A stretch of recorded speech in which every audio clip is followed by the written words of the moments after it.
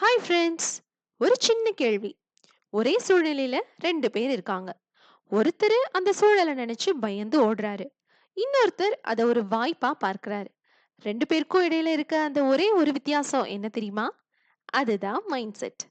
அதாவது உங்கள் மனப்போக்கு. மனம் அது செம்மையானால் மந்திரம் ஜெபிக்க வேண்டாம்னு சொல்லுவாங்க. இன்னைக்கு இந்த வீடியோல உங்க வாழ்க்கைய தலைகீழா மாத்தக்கூடிய மைண்ட் செட் பத்தி தான் பார்க்க போறோம். ஸ்கிப் பண்ணாம பாருங்க. இது இன்ஸ்பயர் அனு. உங்கள் எண்ணங்களை மாற்றினால் உங்கள் உலகத்தையே உங்களால் மாற்ற முடியும்.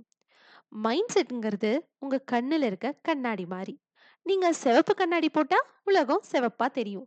கருப்பு கண்ணாடி போட்டா இருட்டா தெரியும். உலகத்துல ரெண்டு வகையான மைண்ட் செட் இருக்கு. ஒன்னு ஃபிக்ஸ்டு மைண்ட் செட். என்னால இவ்வளவுதான் முடியும், எனக்கு திறமையே இல்லைன்னு தங்களை ஒரு வட்டத்துக்குள்ளேயே சுருக்கிக்கிறது. ரெண்டாவது growth மைண்ட் செட்.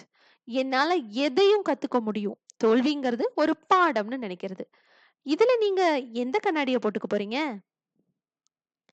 விழுவது தோல்வி அல்ல, விழுந்த இடத்திலேயே தங்கி விழுவதுதான் உண்மையான தோல்வி. எழுந்து நடப்பவனுக்கு பாதையும் உண்டு.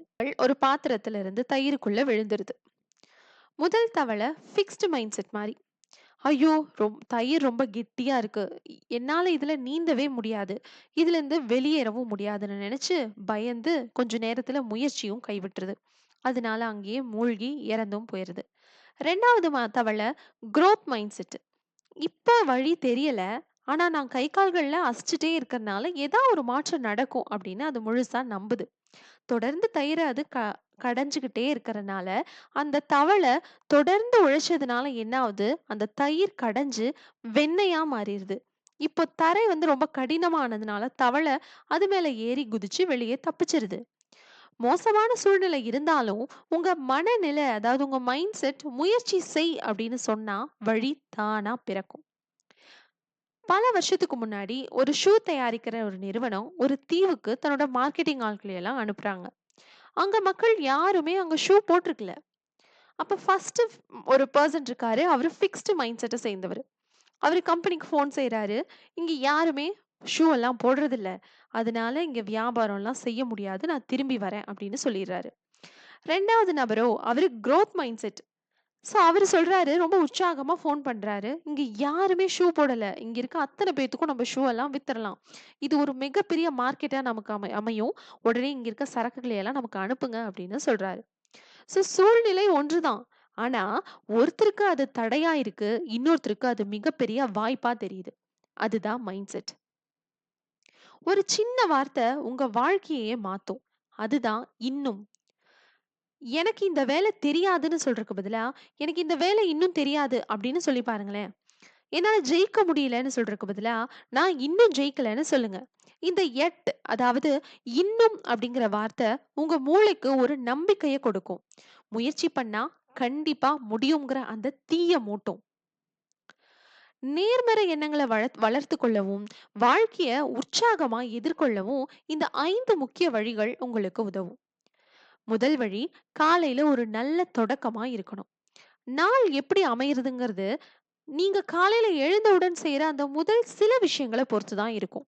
காலையில எழுந்த உடனே அந்த நெகட்டிவ் செய்திகள், இல்ல நம்ம சோசியல் மீடியா இது எல்லாம் பார்க்கறத விட்டுட்டு, இன்று எனக்கு ஒரு மிக சிறந்த நாள் அப்படின்னு சொல்லி உங்களுக்குள்ளேயே சொல்லிக்கோங்க. ஒரு 5 மினிட்ஸ் ஒரு நல்ல ஒரு தியானமோ இல்ல ஒரு மூச்சு பயிற்சியோ செஞ்சு உங்க மனதை அமைதியாவும் நேர்மறையாவும் வச்சிருங்க. ரெண்டாவது பழக்கம், நன்றி உணர்வு. நம்மிடம் இல்லாத விஷயங்களை நினைச்சு வருந்துறத விட நம்மள்ட்ட இருக்கிறதுக்கு நன்றி சொல்லும் பழக்கத்தை ஏற்படுத்திக்கோங்க. டெய்லி நைட் தூங்குறதுக்கு முன்னாடி அந்த நாள்ல நடந்த மூணே மூணு நல்ல விஷயங்களை நினைச்சு பார்த்து நன்றி சொல்லுங்க. இது உங்க மூளைய எப்போதும் நன்மைகளை மட்டுமே தேடுற வகையில மாற்றி அமைக்கும். மூணாவது வழி, தோல்விய பாடமா பாருங்க. ஒரு காரியம் தோல்வியில முடிஞ்சிச்சுன்னு வைங்களேன், என்னால முடியாது அப்படின்னு நினைக்காம இதுல நான் என்ன கத்துக்கிட்டேன் அப்படின்னு யோசிங்க. தோல்விங்கிறது முடிவில்ல, அது வெற்றிக்கான ஒரு அனுபவம் மட்டும்தான். சவால்களை கண்டு பயப்படாம அதுல இருந்து உங்களை எப்படி மெருகேற்றிக்கலாம் அப்படின்னு சொல்லி அதை ஒரு வாய்ப்பா வச்சுக்கோங்க. நாலாவது பழக்கம், சுற்றியுள்ள சூழலை கவனிங்க. உங்களை சுற்றி இருக்க 5 நபர்களுடைய சராசரி தான் நீங்கள் அப்படின்னு ஒரு பழமொழியே இருக்கு.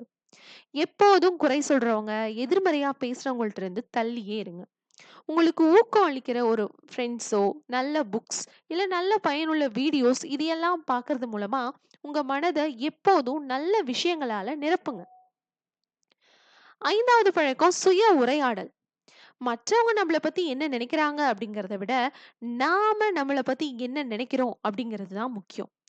உங்கள நீங்களே தாழ்த்தி பேசாதீங்க. என்னால முடியும். நான் இதுக்கு தகுதியானவன். நான் மெல்ல மெல்ல முன்னேறி வரேன் அப்படின்ற மாரி நேர்மறையான வாக்கியங்கள அடிக்கடி உங்களுக்குள்ளேயே சொல்லிக்கோங்க. நேர்மறை மனநிலை அப்படிங்கிறது ஒரே நாள்ல எல்லாம் வந்துராது. இது ஒரு நல்ல ஒரு பெரிய பயணம். தினமும் கொஞ்சம் கொஞ்சமா பயிற்சி செஞ்சா மட்டும்தான் உங்க வாழ்க்கையில மகிழ்ச்சியானதா அது கண்டிப்பா மாறும். ஃப்ரெண்ட்ஸ், வெற்றியாளர்களுக்கும் தோல்வியாளர்களுக்கும் இருக்கிற வித்தியாசம் அறிவு கிடையாது. அது அவங்க எண்ணம் தான். எடிசன் 10,000 முறை தோல்வி அடைந்தாலும், நான் தோற்கல. வேலை செய்யாத 10,000 வழிகள் என்னன்னு கண்டுபிடிச்சேன்னு தான் சொன்னாரு. அதுதான் வின்னர்ஸ் மைண்ட் செட். உங்க மனச நீங்க ஜெயிச்சா இந்த உலகத்தையே ஜெயிக்கலாம்.